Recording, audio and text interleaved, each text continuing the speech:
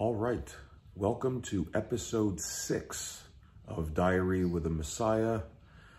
We're going to get talking about do-it-yourself in the world of professional wrestling. And the first thing I'd like to bring up in this topic of do-it-yourself is your wrestling attire, wrestling gear, outfit, whatever you want to call it. If you take a look at the highest of highs in WWE and any other television product, gear is essential to your character. It is not just the style. It is not just the design. It is not just the look. It is how your gear fits, how it conforms to your body frame, but also does your gear represent the character you are trying to get across.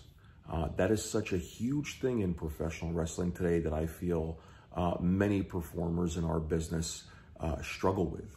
I do see a lot of independent wrestlers tending to, quote unquote, go with the norm and kind of wear the same exact gear that everyone else wears. When you do that, that tends to hurt your character because you eventually will just get grouped into the same category as every other performer if the gear you wear matches the same gear that another person does, if you and another performer are also working the same style.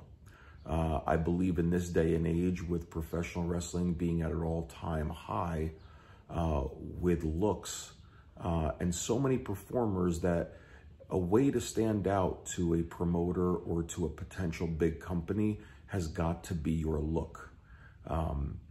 When I was coming up in wrestling, I was always taught that you should update your look and you should update your gear every 6 to 7 months to keep yourself fresh, to keep yourself relevant, and to keep adding on to the character or persona that you are, or upgrading the character and the persona that you are and taking it into another direction. Gear is so important when it comes to the color schemes matching your character, how your entrance gear looks. Those are just some of the tools that you need to stand out in the world of professional wrestling. I've seen many performers on many shows, unfortunately with gear that is just not professional. It looks like the gear was made by a terrible designer, with letters and logos and different parts of their gear falling apart, logos and things not stitched on correctly, and overall just not having gear.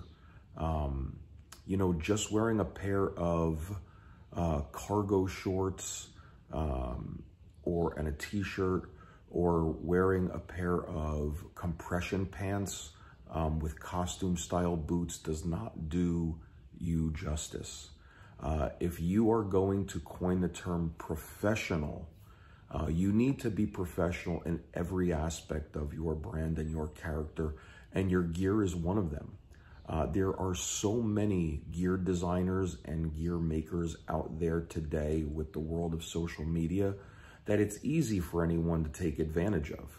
I do believe that if you're going for a certain style or a certain fit or a certain type of material, you do need to seek out designers that specialize in a lot of those different things.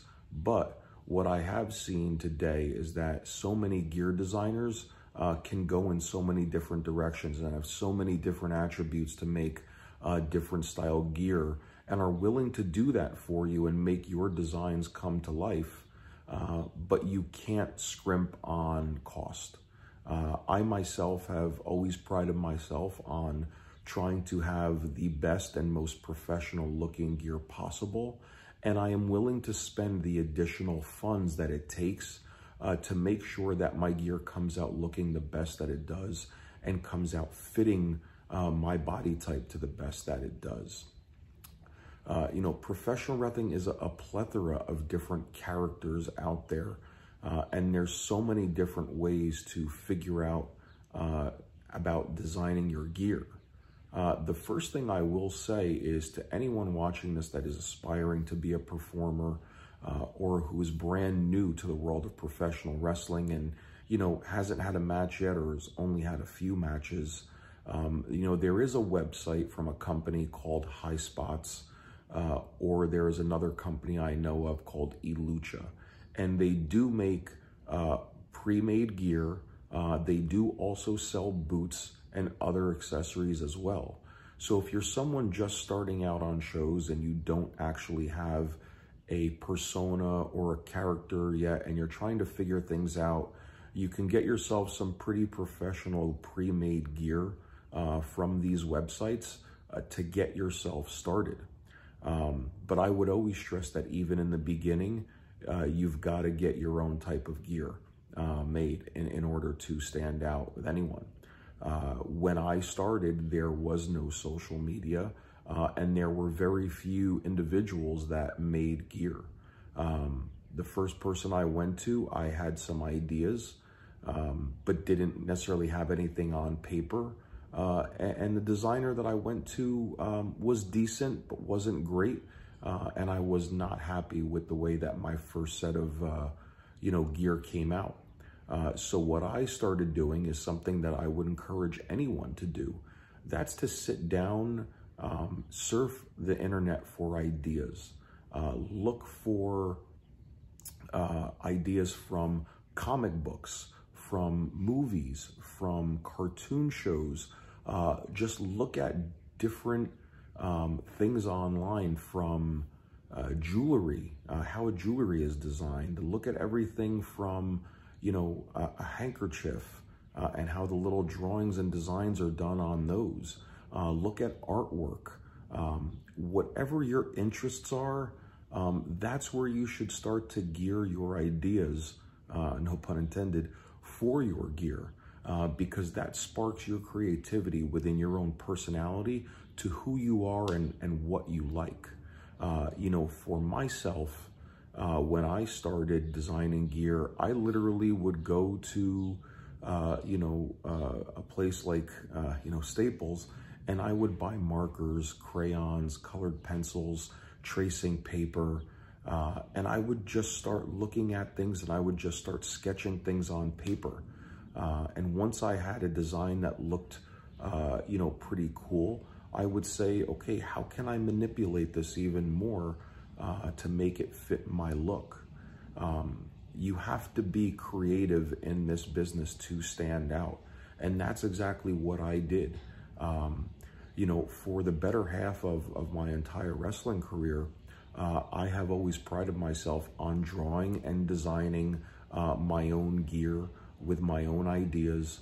I did take ideas from, other professional wrestlers that I grew up watching. And I looked at how their gear was and I said, okay, that looks pretty cool. How can I draw that design a little bit different? Because I don't want to completely rip off someone's design or gear, but how can I manipulate it and make it fit me? So that is something that I always did when I was trying to come up with my own gear ideas, and I still do it to this day. So that's just an overview of where you can find different ideas for designing your own gear. If you're not creative or you don't feel like your ideas make sense, then the next step would be to surf the web or find recommendations from those in wrestling that have gone through a graphic designer to get gear drawn and designed. From there, you can throw your ideas at that designer and let them use their creativity to come up with something for you. I, in recent years, have done the same thing, but in a do-it-yourself mentality, I've also been self-teaching myself Photoshop, and, with the help of someone, on occasion, learning how to design my own gear. Because when I tell you, spending money on a graphic designer and then a gear maker to make your gear can get quite expensive. And I do understand that not everyone has the financial means to do that.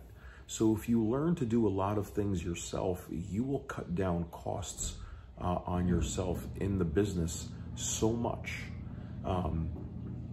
You know, one of the things that you can do is surf around and find the right gear designer for your look. There are so many gear designers that are advertising their work all over social media like Instagram. And some that I can throw out to you that are two really good graphic designers that make gear are Mark Carino Designs. I'm sorry, there's three. Mark Carino Designs. Mark Carino was one half of the newly formed Heavenly Bodies that wrestled out of the East Coast. There is also John Caruso. He is someone that is in my wheelhouse of Wrestle Pro and Creative Pro Wrestling. He does design gear. He also makes gear, and I will get to that. And there's also a gentleman in the Massachusetts area, New England area, by the name of Legit Fit Designs. Those are three graphic designers that have designed a ton of gear for those that are out on the independents, and some working in bigger companies right now as well. Once you have that gear design done, now it's time to find the actual, you know, maker of those gears, of the gear design. And there's a plethora out there. You can search Instagram and see advertisements of people's gear that they make. You know, the gear designer that I currently use is Main Event Gear. They are a very reputable, large company that works with many independent wrestlers, but also work with a ton of performers that work for WWE, and I'm sure many other companies like AEW, Impact Wrestling, and so forth. But you have to do the research. Just like I had mentioned in previous episodes of doing your research to find the right wrestling school for you, you need to do the research to find the right gear designer that's going to be able to make your gear at a price that is affordable to you, but does not scrimp on quality. Some of the gear designers that I know that are out there that you can write down, as I mentioned, are Main Event Gear. There's Strong Style Gear, Champ City Gear, No Gimmick Gear, G Wrestlewear, and there's also a gentleman out of Mexico by the name of Manuel Quiroz. It's spelled Q-U-I-R-O-Z. So those are just some of the places that you can get your gear made. And entrance gear as well is another huge thing. How do you stand out from the pack and make yourself marketable when you walk through that curtain to that new fan that has never seen you before? Entrance gear, you have to be creative. I know that everyone has worn everything from leather jackets to leather vests to denim jackets to denim vests to just wearing a t-shirt, wearing a poncho, wearing, you know, a robe. You know, at a certain point, you know, ideas can start to run dry, but how do you wear a robe differently from someone else? That depends on your character and your personality and your body language, but everything balled into one has to fit. For myself, for many years, I've tried many different looks, and the current incarnation of Shawn Donavan, you know, I went from wearing leather vests to now wearing denim style vests, but my look is a little bit different. It's heavy on studs, it's heavy on chains with logos and things of that nature. So, you know, I'm not telling anybody how they should, you know, wear their gear or what they should wear. But what I'm getting at is to be as professional as possible with every type of piece of your outfit, from your gear that you wear in the ring to your entrance gear, all the way down to your footwear. And I know in a day and age today where a lot of performers are really transitioning over to the kick pad style, there's still a percentage that still wear wrestling boots. And those, again, you cannot scrimp on quality. Really professional grade high quality boots that will last you for a long time, you know, can run you pretty steep. And I would say in essence of anywhere from $200 to $500, depending on the type of material that is used to make your boots. I know some wear smooth natural leather, some like the patent leather look, and others like different style material like a snakeskin type leather that someone like a Randy Orton wears on his boots that can look very different. Another way to stand out again with boots is color schemes and different styles. Some like the flat basic one color style, and others like the wingtip style boots that are made famous after wingtip style shoes. Again, color schemes can really help define your character. I, for one, in my gear and wrestling boots, have never really been one to wear black. I do wear a pair of black boots, but the style is very different, but very rarely will I ever wear wrestling gear that is black. With boots, you can be as creative as you want. You can do one color, you can change up the color of the laces, you can get, you know, a different color sole on your boots. You can add a logo to the side of your boots or your initials. All of that is going to come into play, but you again have to find the right person that is going to design your gear the best for you. Again, there are others out there that make professional grade wrestling boots. There's R.D. Reynolds.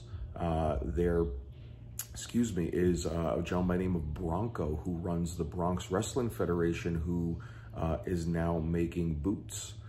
There is the originator that has been in the wrestling business for a long time, making boots called Stagecoach Wrestling, and you can search them on the internet as well.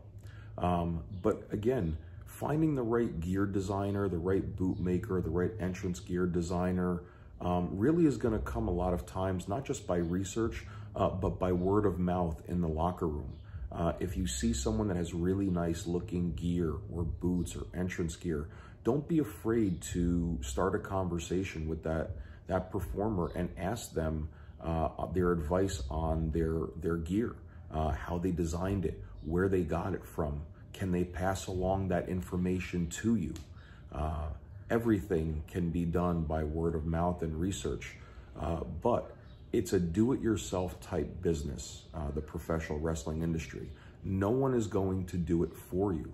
So I encourage any of you out there, whether you're a beginner or advanced, do the research. Ask people if they have really good design on their gear, how they designed it, who designed it, where their inspiration for the gear came from, and just use your own creativity. No one knows their character or their persona or their own personality better than the person that looks at themselves in the mirror. So take a chance on yourself. Don't go cheap on gear. Don't go the easy route of just wearing shorts and a t-shirt. Really stand out as a pro, because I will tell you, I have gotten many compliments on my gear from many top performers, from many bookers, from many legends that I've crossed paths with in a locker room, you know, that have said that I have very professional looking gear. And that's always a huge piece for me in the professional aspect. So that is part one of do it yourself when it comes to gear. I will throw up at the end of this episode all of the gear makers that I notated here, and their handles for social media where you can find and reach out to them. If you're interested in further ideas, feel free to shoot me a message. I will be more than happy to try to guide you in the right direction when it comes to gear for your persona. So that's all I've got this week. Thank you very much for taking the time to let me throw some knowledge your way. Please like and leave a comment on this. Please subscribe to my YouTube channel. And thanks again, and I will see you next time for episode 7 of Diary with a Messiah.